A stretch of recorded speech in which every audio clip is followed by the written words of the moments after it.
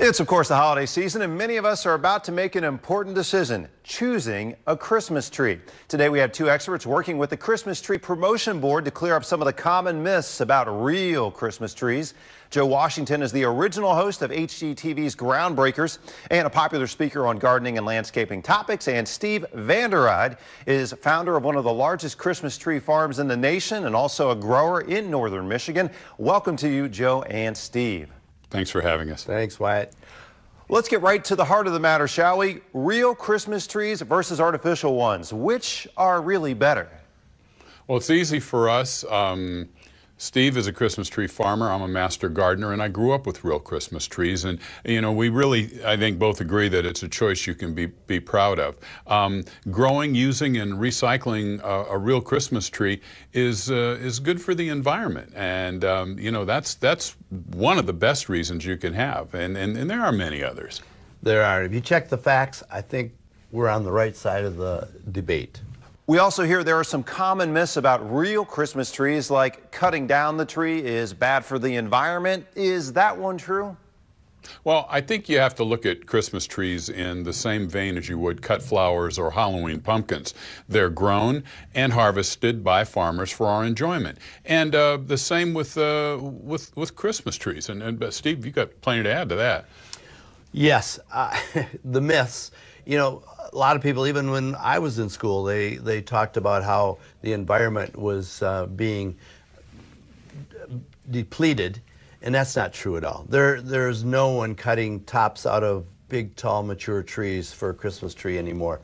It is a crop that is grown for the season. It's grown on marginal agricultural ground, and it is just something that these young trees, a young tree is a filter of the air that we breathe, and we produce young trees, and so they are great filters and do a great job for keeping the air we breathe great.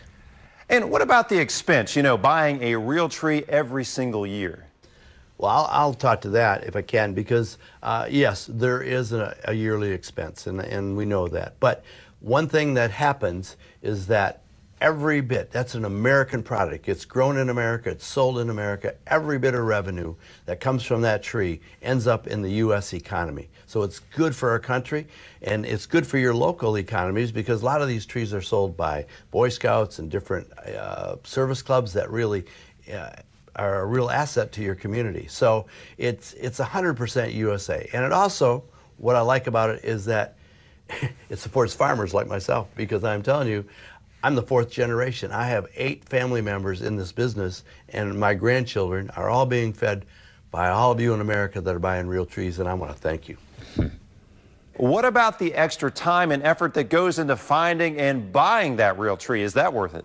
Well, that's all part of the experience, and one of the ways that you make memories, going out with the family and making that choice, and then bringing it home and setting it up and decorating it. You know, those are the things you remember. And one of the first things we talked about was, you know, the scent of that tree. You know, and again, you're making memories that are going to last with family and friends, and that's extremely important. I'd like to add to that is that you just cannot put a price on a tradition. A tradition passes on from your generation to the next generation to the next generation with great fond memories. Can't put a price on that. Where can viewers go for more information? Well, you can find us on Facebook. It's Christmas. Keep it real. All right, thanks to you both for being here, and we'll be back with more of Midday Maryland straight ahead.